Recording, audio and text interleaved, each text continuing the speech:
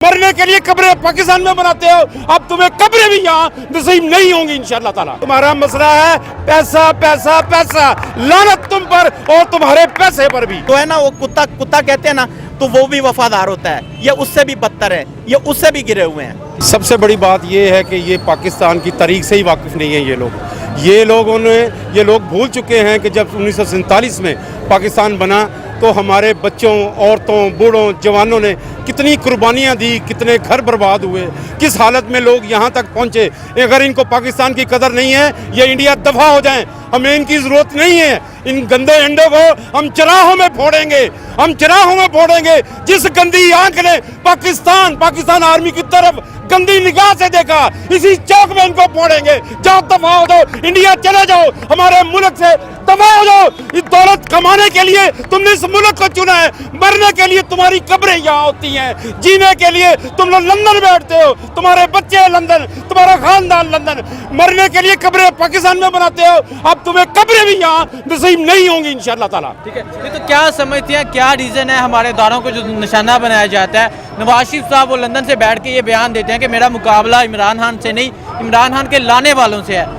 पहले तो ये वाज़ह करें कि लाने वाले कौन है? अगर इमरान खान के लाने वाले जिसको निशाना बना रहे हैं उसके बारे में भी बता। सर, लाने वाले हम हैं, हम अवाम हैं। हम अवाम ने वोट डाले इमरान खान को, उस सच्चे इंसान को, उस खरे इंसान को, उसको वोट डाल के हम लोग लेके आए हैं। अगर मारने इस सारी अवाम को मारो, 22 करोड़ को मारो, सारी अवाम आर्मी के पीछे खड़ी है इंशाअल्लाह ताला।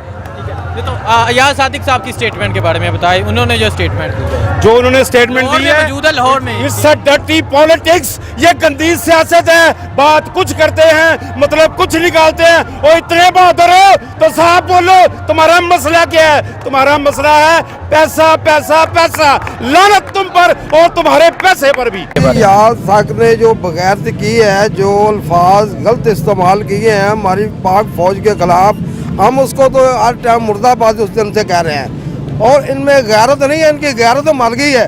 जो इतनी हमारी स्ट्रांग फौज के खिलाफ इतने बेहुदा अल्फाज इस्तेमाल किए हैं, मैं चाहना कि इन्होंने इतने रहने का कोई हक नहीं है और ये मुल्क के मफाद नहीं है। ये लोग चोरों के टोले चो एक चोर है। और जैसा कि इन्होंने नवाज शरीफ लीडर इन्होंने बाहर जाके बैठा, ये इतने की कर रहे हैं? इन्होंने भी तो को जल्दी पहुँच जाना चाहिए। और मेरा ख्याल है कि इन्होंने रहने का कोई हक नहीं। और ये चोरों के टोले चो चोर है और असी पाक फौज के नाल खड़े हाँ। पाक फौज नाल साड़ी फौज कितने दुनिया से फौज नहीं हैगी। और इंडिया की फौज साड़ी फौज के मुतलक सुन लवे तो उन्होंने लत्तां कंबदियां ने, इन्हों दी अपनियां चोरों दी लत्तां कंबदियां पियां ने, लेकिन इस तरह इन्होंने कोई मफाद हासिल नहीं होना। और मैं फिर ये कहना चाहूँगा, की समझ दो क्यों बयान दे रहे हैं? अयाज सादिक साहब ने अगू एक और बयान दे दिता है कि मेरे को और भी बड़े राज ने, मैं वो भी लीक कर सकना। और इन्हों जुत्तियां नहीं पईयां ना, जब इन्हें जुत्तियां पहन गया तो सेट हो जाएगा। इन्हें जुत्तियां मारने वाला को नहीं, इंशाअल्लाह ताला जल्द ये इतने रहेगा भी नहीं और जुत्तियां भी गालेगा। और मैं उन्होंने दोस्तों को जेरे वोटर सपोर्टर ने, मैं चाहना उन्होंने कोई गैरत है तो सब तो पहले और टमाटर मारने इन्होंने, जिन्होंने पिछे इन्होंने छुपाया इन्होंने, उन्होंने टमाटर मारने। जिंदाबाद, जिंदाबाद, अयाज सादिक मुर्दाबाद, अयाज सादिक मुर्दाबाद। अयाज सादिक के जो बयानिए पे हम पुरजोर मजम्मत करते हैं।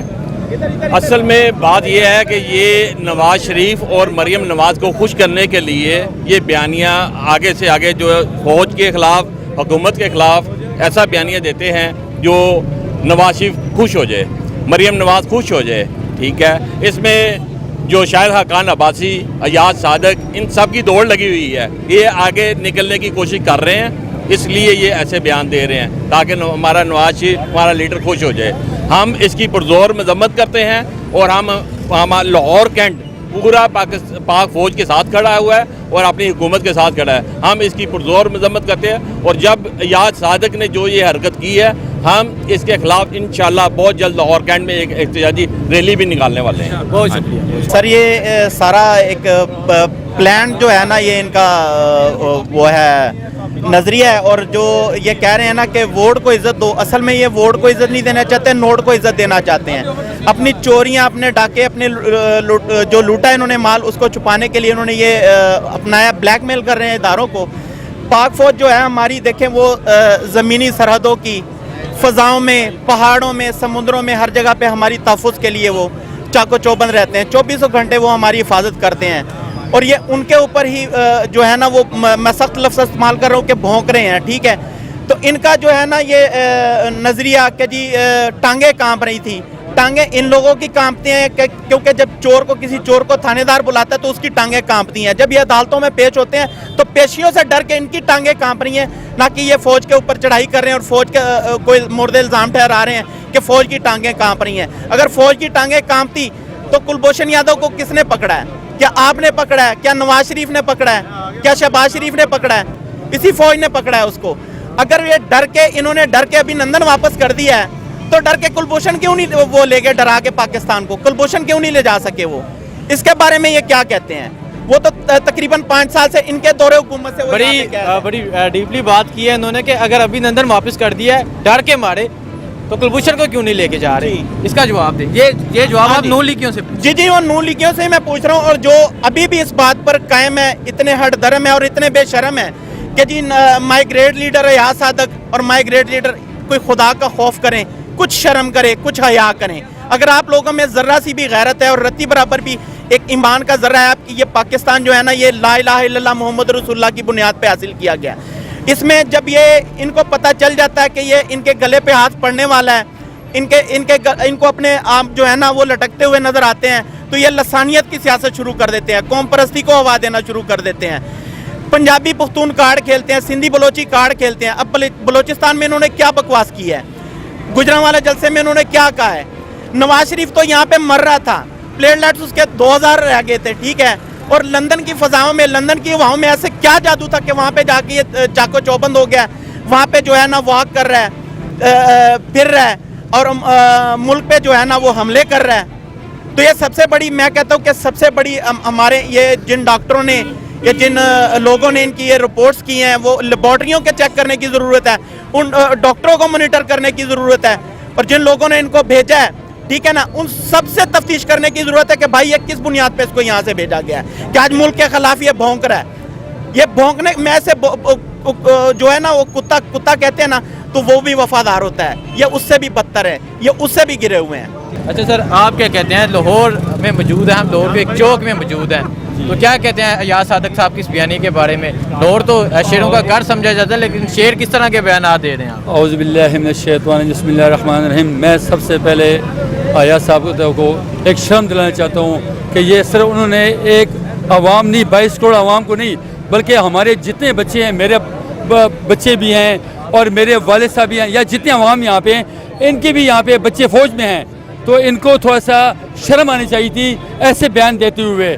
इसको ये सोचना चाहिए था कि पाकिस्तान फ़ौज हमारे लिए एक अदारा है और वो हमारे लिए क्या क्या काम कर रहे हैं। जब इलेक्शन होते हैं तो पाक फ़ौज आती है, जब आपके नाली साफ़ करने के लिए वक्त आता है तो पाक फ़ौज आती है, और जब भी आपका यहाँ पे कोई भी किसी का कोई यहाँ पे लड़ाई झगड़ा हो और ज़्यादा हालात ख़राब हो जाए तो पाक फ़ौज आती है।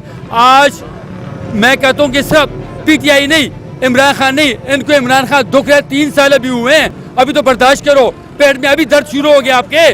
और मेरे भाई, आप इस वक्त इलेक्शन लड़ें, इलेक्शन जीत के दिखाएं। ये सिर्फ नहीं है कि 2 या 3 आपने वहाँ पे अपना करा दिए, जज से करा दिए, फजल रहमान साहब को ले लिए, और मेरे भाई आप इलेक्शन करके जीतें, तब आपको मजा आएगा। ये आपके बयानों पे वो तो कहते हैं कि इमरान खान सिलेक्टेड है, इमरान खान को लाने वालों से मुकाबला है, हमारा इमरान खान के लाने वालों से मुकाबला है, तो इसके बारे में क्या कहते हैं? मेरे भाई, आप अच्छे आपने सवाल की है, अल्हम्दुलिल्लाह का शुक्र है, उन्होंने मेहनत की है और आपके सामने की है। वर्ल्ड कप अगर वो जीत के लाएँ तो अपनी मेहनत करके लाएँ, उसे दिखाएं, वर्ल्ड कप में भी दिखाएं।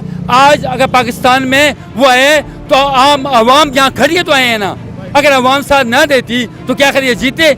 इनको ये बताएं कि आपने 35 साल जो यहाँ पे की है, किसने आपको लाया है?